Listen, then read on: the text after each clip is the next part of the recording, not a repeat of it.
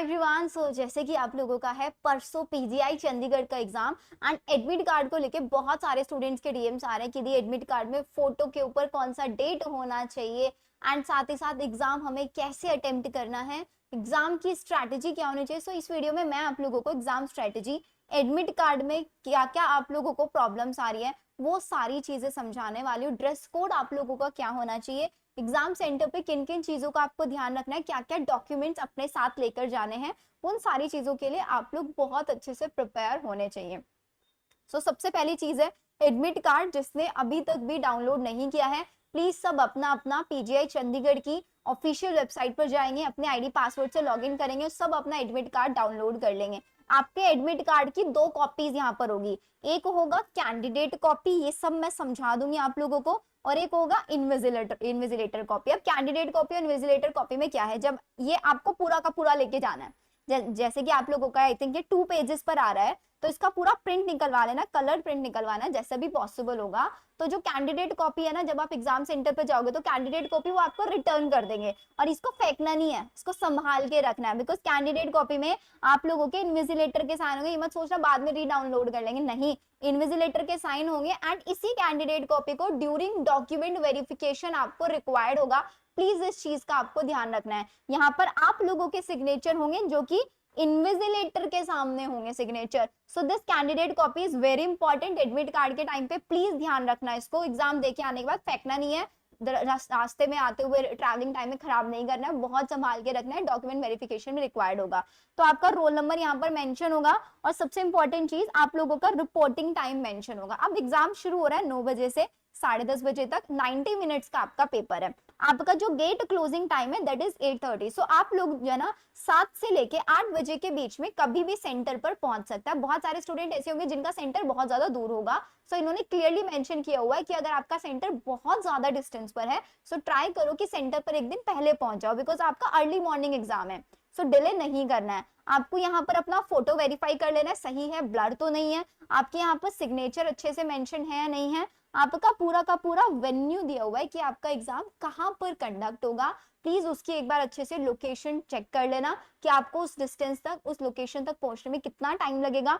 At least 1 our का margin लेके चलना, बिकॉज ट्रैफिक हो जाता है लास्ट मोमेंट पर, कुछ भी प्रॉब्लम्स आ जाते हैं, तो उन सब के लिए आपको प्रिपेयर रहना है। So this is your candidate copy. कुछ नहीं करना है यहाँ पर ऑलरेडी रजिस्ट्रार के सिग्नेचर है, ये इन्विजिलेटर के सिग्नेचर होंगे, और यहाँ पर आपके ऐसे सिग्नेचर होंगे। अब बात आ जाता है इन्विजिलेटर कॉपी में, इसमें क्या करना है, इसमें भी आपका फोटो है, इसमें भी आपका नेम है। तो यहाँ पर भी आप लोगों को just give me a minute, तो यहाँ पर भी देखो कुछ नहीं करना है, बस यहाँ पर एक चीज, फोटो आपको अपना अटैच करना है। अब बहुत सारे बच्चे ये कंफ्यूजन में बैठे हैं कि ये फोटो अभी अटैच करना है क्या। यहाँ पर इन्विजिलेटर के सिग्नेचर होंगे, यहाँ पे आपके सिग्नेचर होंगे, तो आपको अभी प्लीज बहुत क्लियरली बता रही हूँ, एडमिट कार्ड को सिर्फ और सिर्फ डाउनलोड करना के उसका प्रिंट निकलवा लो, 2 प्रिंट निकलवा लेना, और उसको अपना लेके जाना है। कोई फोटो नहीं लगाना है, कोई सिग्नेचर नहीं करना है, कुछ नहीं करना है। कंफ्यूजन सबसे ज्यादा यहाँ पर फोटो लिखा हुआ है रिसेंट पासपोर्ट साइज फोटो। अब ये रिसेंट पासपोर्ट कितना रिसेंट चलेगा, 2 महीने पुराना भी चलेगा, लेकिन 2 साल पुराना नहीं चलेगा। क्या कोई स्पेसिफिक डेट और नेम होना चाहिए, आपका नाम होना चाहिए, आपकी फोटो के नीचे लिखा हुआ होता है ना, प्रिंट हो जाता है नीचे आपका नेम और आपकी डेट। अब आपके पास अगर कोई रिसेंट फोटो नहीं तो अभी क्लिक करा लो, पासपोर्ट साइज अभी क्लिक करा लो, तो एक फोटो यहाँ पर अटैच होगी और एक फोटो अटैच होगी आप लोगों के अटेंडेंस शीट के ऊपर, जो कि आपको एग्जाम हॉल में मिलेगा। तो 2 फोटोज आपको अपने साथ लेके जानी है, जिनमें आपका नेम एंड डेट होना चाहिए। Please without name and date वाली फोटो मत लेके जाना। जनरल इंस्ट्रक्शन समझा रही हूँ, बहुत इंपॉर्टेंट है, बिकॉज गलती बहुत आप कर सकते हो यहाँ पर। तो सिंपल चीज है, इन्होंने सबसे पहले बोला है कि आपको एडमिट कार्ड का एक प्रिंट कॉपी लेके जाना है, 2 अपनी recent passport size photo with name and date, 2 महीने पुरानी चलेगी, 2 साल पुरानी नहीं चलेगी, राइट। फिर इसके बाद आपको एक ओरिजिनल फोटो आईडी, अपना आधार कार्ड लेके जा सकते हो, पैन कार्ड लेके जा सकते हो, ड्राइविंग लाइसेंस जो भी है ओरिजिनल लेके जाना है, उसके ऊपर आपका फोटो होना चाहिए, ठीक है। No photo copies will be accepted, photo copy accepted मतलब ओरिजिनल लेके जाना है, फोटो स्टेट नहीं लेके जाना है आईडी प्रूफ की। सो ये बोल रहा है कि आपका जो एडमिट कार्ड पे डिटेल्स हैं और जो आप ओरिजिनल आईडी प्रूफ लेके जाओगे, दोनों की डिटेल्स सेम होनी चाहिए, वेरिएशंस नहीं होना चाहिए। सो कैंडिडेट को क्या लेके जाना है, 2 रिसेंट पासपोर्ट साइज फोटोग्राफ्स लेके जानी है आप लोगों को, और साथ ही साथ और उनमें से क्या होगा, देख लो एक तो अटेंडेंस शीट में मेंशन होगा और एक जो इन्विजिलेटर कॉपी है आपके एडमिट कार्ड की उसके ऊपर आप लोगों का चिपकाएंगे, वहीं पर जाके आप ये मत सोचना दी ग्लू लेके जाए नहीं लेके, नहीं सब वहीं पे मिल जाएगा, राइट। ठीक है, admit card must be signed by the invigilator, invigilator खुद साइन करेंगे। कैंडिडेट कॉपी जो होगी वो कैंडिडेट को रिटर्न कर दी जाएगी और जो कि रिक्वायर्ड होगी डॉक्यूमेंट वेरिफिकेशन के टाइम पे। अब आपका जो एग्जाम है that is CBT mode, right. तो आपको कोई वाटर बोतल नहीं लेके जानी है, कोई car keys, chain, paper, pen कुछ नहीं लेके जाना है, आपको रफ शीट और पेन कैलकुलेशन के लिए वहीं पर दिया जाएगा और एग्जाम हॉल से निकलने से पहले पेन और उनका रफ शीट दोनों रिटर्न करके आ जाना, ठीक है। So candidate will have to leave their mobiles outside the examination hall, ठीक है, after checking the Aarogya Setu app and they will be permitted to take mobile inside the examination hall, will not be permitted to take, भाई mobile आप अंदर नहीं लेके आ पाएंगे, ये ध्यान रखना है, ठीक है। आपका एग्जाम जो होगा एग्जैक्ट 9 AM स्टार्ट हो जाएगा, आपका gate closing time that is 8:30। अब दी हमें ड्रेस कोड क्या करना है, तो ड्रेस कोड आपने नीट का एग्जाम तो दिया ही है, एम्स नर्सिंग का भी एग्जाम दिया है, थिक सॉल्स नहीं होने चाहिए, बहुत लार्ज बटन साइज के क्लोथ्स नहीं पहने, बहुत शिमरी क्लोथ्स नहीं पहने, बहुत सिंपल सी comfortable T shirt, trouser, jeans ये आप पहन सकते हैं, शूज मत पहनना, वॉच हो गया, कोई इयररिंग्स हो गया, कोई ज्वेलरी कुछ नहीं पहन के जाना है, ठीक है। ये फैशन वैशन सब घर छोड़ के जाना है, दिमाग लेके जा रहे हैं बस अपने साथ, राइट। चलो ये सारी चीजें हो गई, अब बात कर लेते हैं एग्जाम की स्ट्रैटेजी की। सो अब बहुत इंपॉर्टेंट चीज है, देखो आज हमारे पास डेट हो चुकी है दैट इज 25, कल आप लोग मैक्सिमम स्टूडेंट्स ट्रैवलिंग में रहेंगे, सो देयर इज आज का टाइम है बस हमारे पास। तो अब क्या करना है ना, अब इस वीडियो को आप देख रहे हैं ना, इसको देखने के बाद सिर्फ और सिर्फ आपको क्या करना है, हो सके अगर इफ पॉसिबल मैं बोलती हूँ सिर्फ फिजिक्स के फॉर्मूला शीट्स रिवाइज कर लो। अगर ये भी लग रहा है ना यार कुछ भी नहीं पढ़ा है मैंने तो फिजिक्स के फॉर्मूला शीट रिवाइज कर लो, एक दो क्वेश्चन तो कर ही होंगे। बायो का सारा डेटा रिवाइज कर लो, मैंने खुद आप लोगों को बायोलॉजी का पूरा डेटा, सारे साइंटिस्ट नेम, सारे एग्जांपल, सब कुछ की एक वीडियो बना रखी है, वो वीडियो का लिंक डिस्क्रिप्शन में प्रोवाइड करा दूंगी, उसको देख लेना। बायो के इंपॉर्टेंट क्वेश्चंस कल ही प्रैक्टिस कराए थे, उसको देख लेना, ठीक है। अब बात आ जाती है, ये सब तो ठीक है कर लेंगे स्ट्रैटेजी, तो अब हमारे पास देखो 5 सब्जेक्ट्स आएंगे, physics, chemistry, bio, nursing aptitude होगा एंड देन इंग्लिश होगा।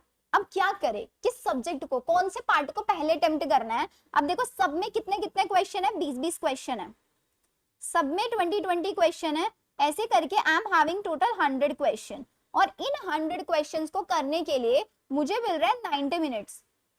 तो इसका मतलब मुझे सबसे ज्यादा अपना टाइम सेव करना होगा कैसे भी करके, तो मेरा जो सबसे पहला अटेम्प्ट होगा दैट वुड बी बायोलॉजी।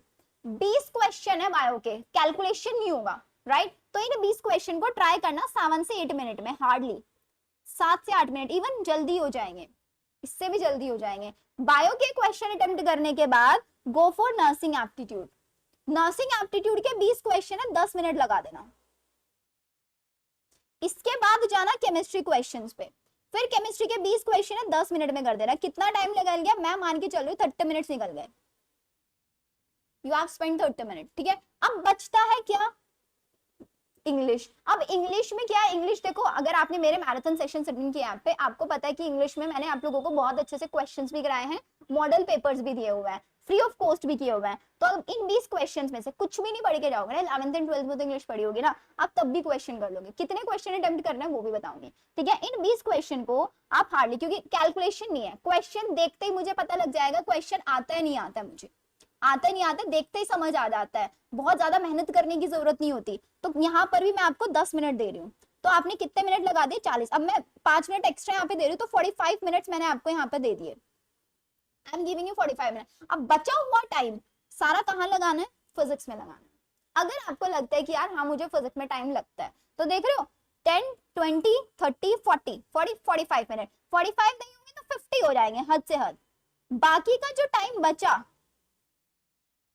बाकी का जो टाइम बचा है वो सारा फिजिक्स में लगाना है, क्योंकि फिजिक्स में 20 क्वेश्चन, एक क्वेश्चन को करने में 5 मिनट लग जाती हैं, एक क्वेश्चन को करने में, रीड करने में टाइम लग जाता है, और यहाँ पर भी आप टाइम लगाओगे थोड़ा सा, ये मत सोचना दी फिजिक्स में। नर्सिंग एप्टीट्यूड में 10 मिनट, क्योंकि क्वेश्चन देखते ही पता लगेगा। देखो सबसे बड़ी गलती पता है क्या करता है, मेरे सामने कोई XYZ क्वेश्चन लिखा हुआ है, मैंने क्वेश्चन को रीड किया, अब क्वेश्चन को रीड करके मैं सोचूं यार क्या हो सकता है आंसर, कैसे कैलकुलेट करूं, नहीं करना है ये चीज, this is time waste. Question देखा, आंसर नहीं समझ में आया, ठीक है, मार्क फॉर रिव्यू कर दो। अब यहाँ पर नर्सिंग एम्स नर्सिंग के जैसे नहीं आएगा, इन्होंने लिख के दिया हुआ है कि जो मार्क फॉर रिव्यू क्वेश्चंस है ना वो इवैल्यूएट होंगे, मैं दिखा भी देती हूँ, ये रहा। अगर आप किसी क्वेश्चन को मार्क फॉर रिव्यू करके आएंगे वो इवैल्यूएटेड कंसीडर होगा, आंसर्ड होना चाहिए, बस वो आंसर्ड होना चाहिए। तो क्वेश्चन में कुछ भी नहीं लग रहा है यार, मेरे को कुछ नहीं आ रहा है, मार्क फॉर रिव्यू कर दो, आंसर मार्क करके जो भी आपको लग रहा है। अगर आंसर लग रहा है कि हाँ ये 50-50 है, ए भी हो सकता है बी भी हो सकता है, और जब ये लग रहा है यार मुझे कुछ नहीं आइडिया इस क्वेश्चन, स्किप करो, सोचना ही नहीं है, move on to the next question. हम क्या करते हैं, हम एक ही क्वेश्चन सोचने में लग जाते हैं और उस सोचने में इधर लेफ्ट राइट देखना शुरू कर देते हैं, इन्विजिलेटर क्या कर रहा है ना, वो किसका साइन ले रहा है, कैसे फोटो फिक्स कर रहा है, 5-6 मिनट लग जाता है। उससे होता है क्या, माइंड डाइवर्ट हो जाता है। You have to focus, exam पे फोकस होना चाहिए सिर्फ और इधर उधर कुछ नहीं देखना है, कुछ नहीं देखना। क्वेश्चन आता है, मार्क किया, नेक्स्ट आगे बढ़ गए। ऐसे करके करोगे, टाइम मैनेजमेंट की प्रॉब्लम बिल्कुल नहीं आएगी, बिल्कुल नहीं आएगी। 10, 20, 30, 40, 45 मिनट, हार्डली 50 मिनट, 50 मिनट। इसके बाद बाकी टाइम लगा दो फिजिक्स में, कर लोगे। अब बात आती है दी 100 क्वेश्चंस होंगे। अब 100 क्वेश्चंस में से मेरे को कितने क्वेश्चन अटेम्प्ट करके आना। देखो अगर मैं नर्सिंग इसमें बोलूं, पीजीआई में कंपटीशन बहुत ज्यादा है, मैं डरा नहीं रही हूँ, रियलिटी बता रही हूँ। आउट ऑफ द 100 क्वेश्चन आपको 85+ क्वेश्चन अटेम्प्ट करके आना है। अब ऐसा नहीं है कि यार मेरे को पेपर में आते सिर्फ 50 क्वेश्चन है और शिवानी दी ने बोला था 85+ क्वेश्चन अटेम्प्ट करके आने, नहीं। अगर आपको 50 क्वेश्चन आता है ना तो मैं बोलती हूँ 50 ही करके आना, नेगेटिव मार्किंग मत करके आना। द मोस्ट सबसे बड़ी दुश्मन हमारी नेगेटिव मार्किंग है, उससे बचना है सिर्फ और सिर्फ। और उससे बचने का एक ही तरीका है, जस्ट फोकस, जो आता है उसको करो, आगे बढ़ो, दैट्स इट। कर लोगे इतनी चीज। आई होप आप लोगों को अब कोई प्रॉब्लम नहीं आनी चाहिए। एडमिट कार्ड में क्या डाउट्स थे सब क्लियर कर दिया है, पेपर स्ट्रैटेजी आप लोगों को बता दिया कैसे करना है, बहुत रिलैक्स होके पेपर देना है। अब इधर उधर की वीडियोस में, इधर उधर के सेशंस में टाइम वेस्ट मत करो। This is the time you have to focus on yourself only. अपने माइंड को बहुत ज्यादा डाइवर्ट मत करो कि कहीं इंपॉर्टेंट क्वेश्चन कराए जा रहे हैं, कहीं कुछ कराया जा रहा है, नहीं। लास्ट के 2 days this is just yours only, ये आपका टाइम है सिर्फ और सिर्फ, ठीक है। चलिए फिर मिलते हैं नेक्स्ट एग्जाम के बाद of course, and all the best for your exam. I know आप लोगों ने बहुत अच्छे से मेहनत की है एंड बहुत अच्छे से आप एग्जाम कर भी लोगे। Okay, bye bye.